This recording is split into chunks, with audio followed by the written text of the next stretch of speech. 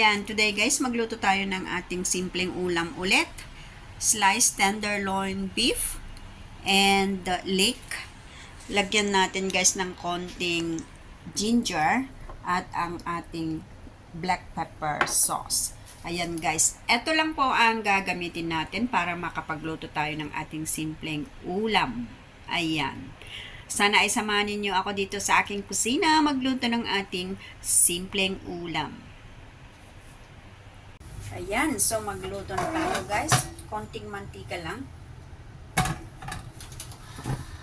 Una, igisa muna natin guys ang konting ginger.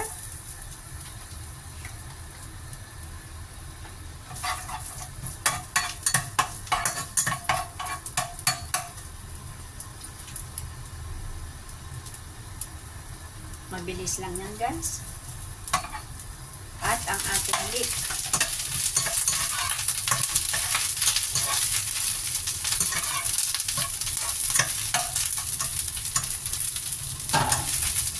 Don't worry guys, mabilis lang po ito.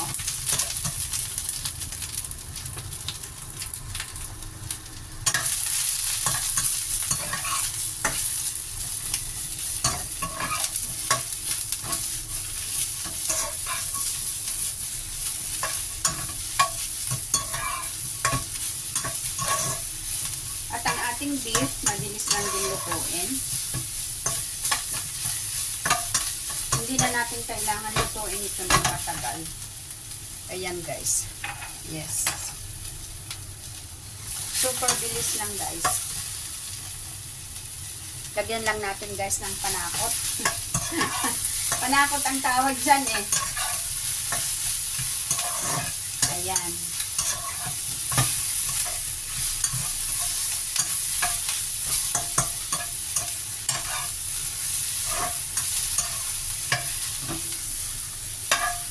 Luto na yan. At isunod na natin ang ating beef.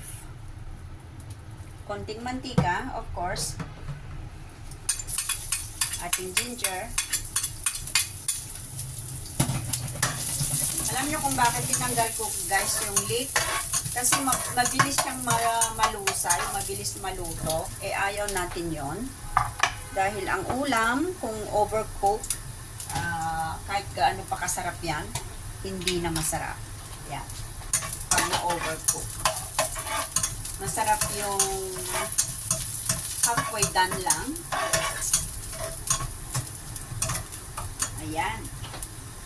Sarap guys.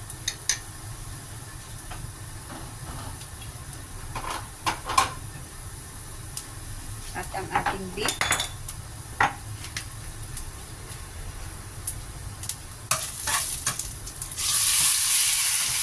Ang beef guys, minarinig lang din natin ng konting soy sauce.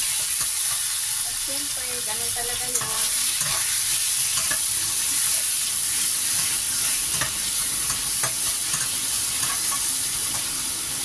Then, lagyan natin ng konting black beans. Black pepper, sorry. Tao lang po, nagkakamali.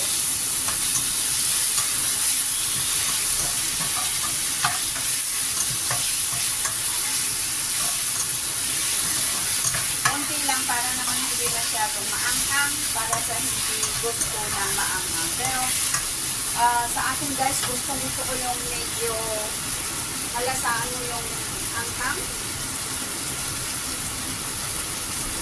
Masarap yun.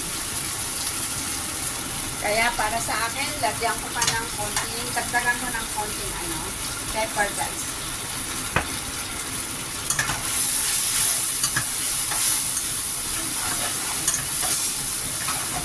Ayan. Tapos, ihalo na natin guys ang ating leek.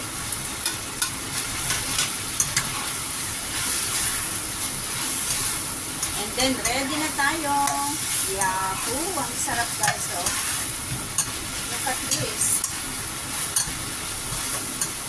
Yan. So, sana ay nag-enjoy kayo guys. Ito na guys ang ating ulam. Beef tenderloin plus leek.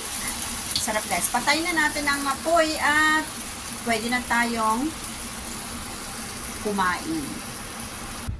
At ito na po ang ating ulam. Kain na po tayo. Maraming salamat. Yan, ang sarap guys. Yung beef tenderloin plus leek. Guys, subukan nyo sa inyong kusina. Super sarap. Thank you so much. I hope nag-enjoy po kayo sa ating ulam. Beef with leek. Thank you guys. Thank you so much. I love you. Sana ay nagustuhan ninyo ang ating ulam ngayon. Thank you so much.